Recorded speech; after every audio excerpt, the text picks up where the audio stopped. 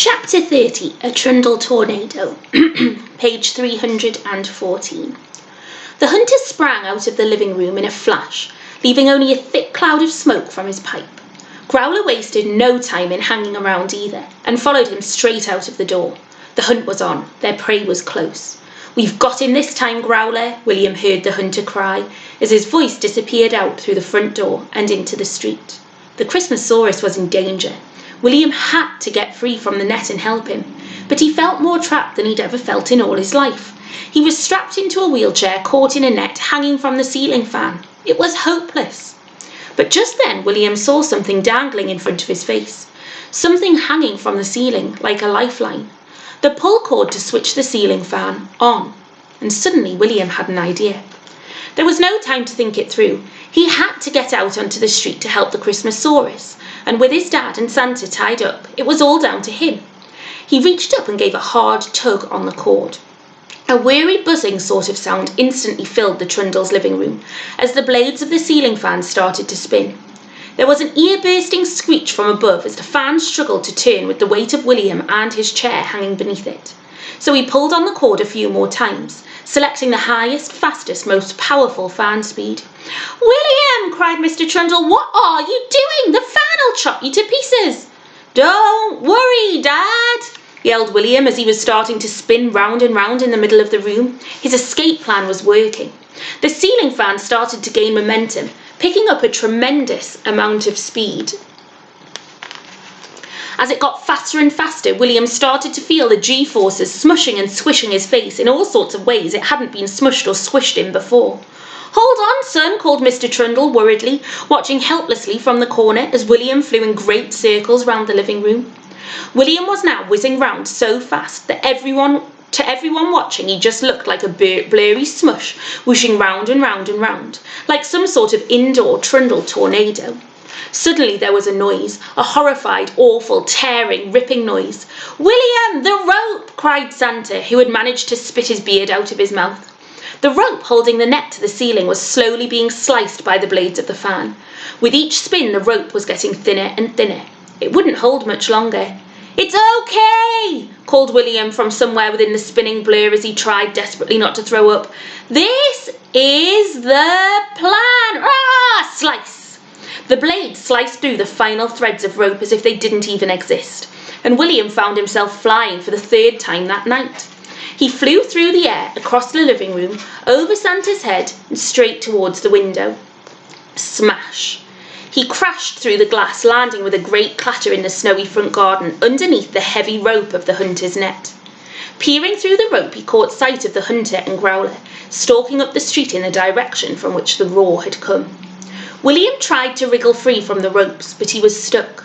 The ropes weren't just twisted and tangled, they were twangled right around the wheels of his chair. It would take hours to untwangle it all, and the more he wriggled, the more twangled the ropes seemed to get. Suddenly, William felt a rather odd sensation that everything was growing bigger, or he was getting smaller. It was the same feeling he's had at the rooftop just before falling down the chimney.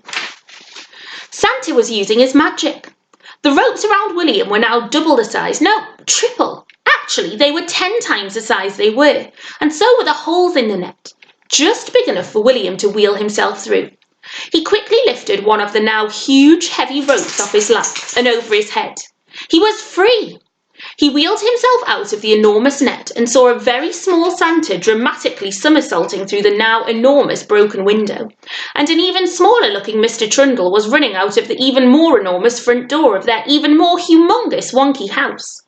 "William!" the tiny shrunken Mr. Trundle called to his tiny shrunken son. "Dad!" William cried as the massive world around them shrunk, or perhaps they all grew. Either way, everything was back to normal size in no more than 3 seconds. William hugged his dad tighter than he'd ever hugged him before.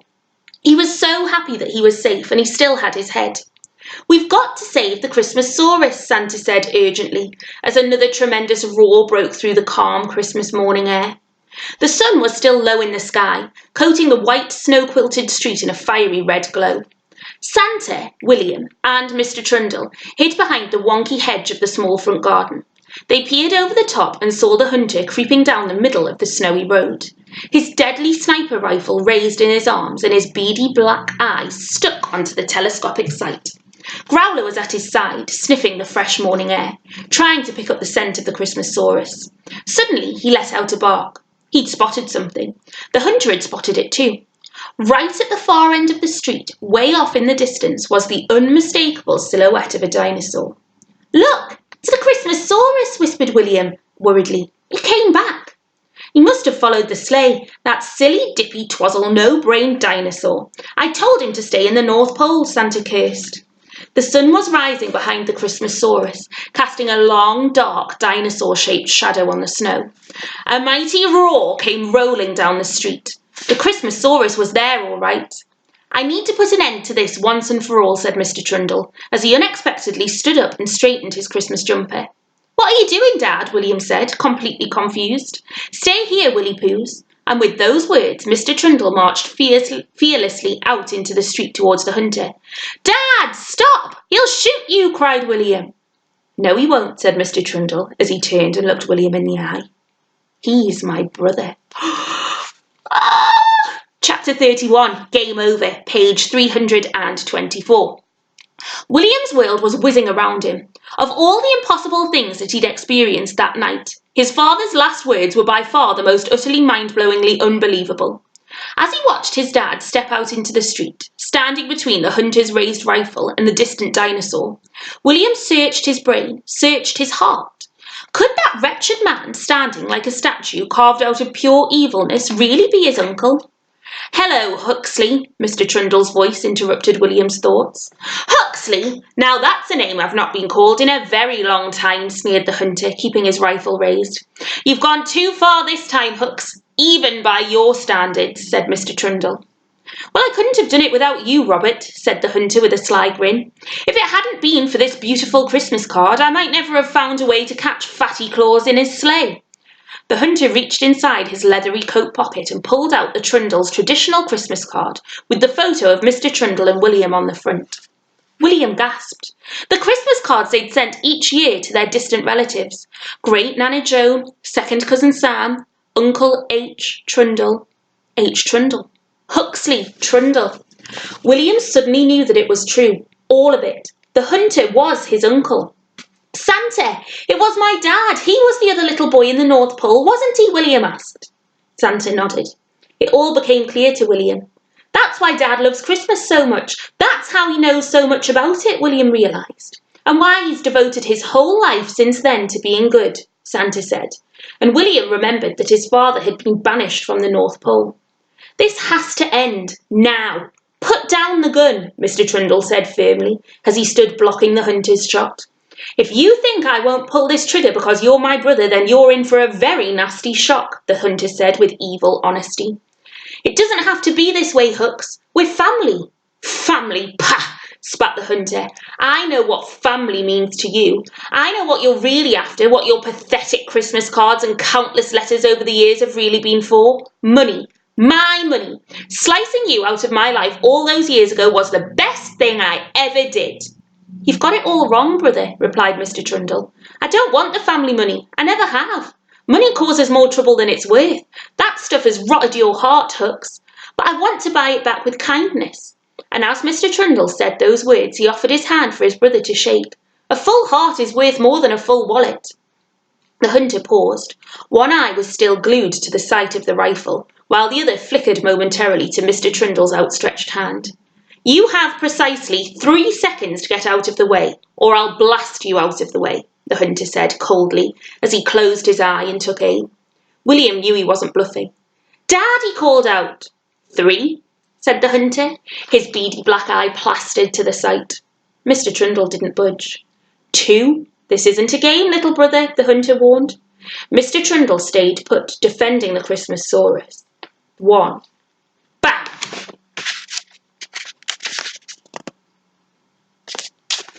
The gunshot rang out deafeningly loud as it tore through the street. It knocked Mr. Trundle off his feet and sent him soaring through the air before he landed in a heap on the pavement. "Dad!" William screamed, tears exploding uncontrollably from his eyes. The hunter turned and faced him, the barrel of his smoking rifle pointing dangerously in William's direction. Unless you want to say ta-ta to Santa Claus as well as your father tonight, you had better keep your mouth shut, whispered the hunter. William continued crying silently, not taking his eyes from his father's body, lying motionless on the snow. Growler, it's time, said the hunter, as he turned back towards the shadowy dinosaur and crept up the street. As soon as the hunter and his mutt had walked a few metres away, they were focused on their prey. William made a silent dash for his dad, closely followed by Santa. As William reached his father, tears filled his eyes so that he couldn't see. He sobbed and sobbed. Willy Poos, is that you? Whispered a soft, shaky voice. Dad, you're alive, said William in amazement, quickly wiping away the tears. Mr. Trundle sat up on the pavement, looking completely confused. Yeah, I suppose I am, he said with surprise. Well, stuff my turkey, Santa said in a jolly, hushed voice as he pointed at a smoking bullet hole in Mr. Trundle's woolly Christmas jumper. Mr. Trundle placed his hand over his heart with a smile, then reached down inside the top of his jumper and pulled something out he had been wearing around his neck.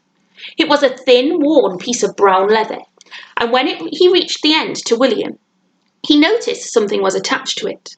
The piece of reindeer antler, William gasped in amazement as the pointy branch-like piece of horn popped out of Mr. Trundle's jumper. I've worn it round my neck all these years, Mr. Trundle said, looking up at Santa. He dangled the small piece of antler his evil brother had cut from the flying reindeer those many Christmases ago, and when Santa and William leant in closer, they saw. The bullet! William and Santa said at the same time. It was lodged deep inside the piece of antler. It saved my life, said Mr. Trundle. Well, there's one more life in need of saving right now, Santa said in a deeply troubled voice, staring up the street. Mr. Trundle and William peeked out from their hiding place behind their neighbour's snow-covered car. They saw the hunter silently slip a sleek bullet into his repulsive rifle, lift it to his bloodshot eyeball, and release a puff of thick smoke from his pipe. Then they heard that awful heart-stopping sound again. Bang! One single gunshot was all it took. It was violently loud as it zoomed down the street towards the shadowy dinosaur. No! William screamed, but it was too late. The hunter hit his target. The sun was gleaming, but there was no dinosaur silhouette anymore. There was only a shadowy heap, lying very still in the distance where the dinosaur had been. Yippee, yahoo, hooray, it's mine, I did it. Did you see that shot, Growler, you silly old mutt? I shot him, ha! The hunter screamed and cheered and celebrated with a vile dance in the middle of the street, whooping and waving at the sky. As he danced his wicked celebration, light, fluffy snowflakes started descending from above. William was crying. Santa was crying. Mr. Trundle was crying. There was nothing they could have done to stop it. The game was over. The hunter had won. He had killed the Christmasaurus.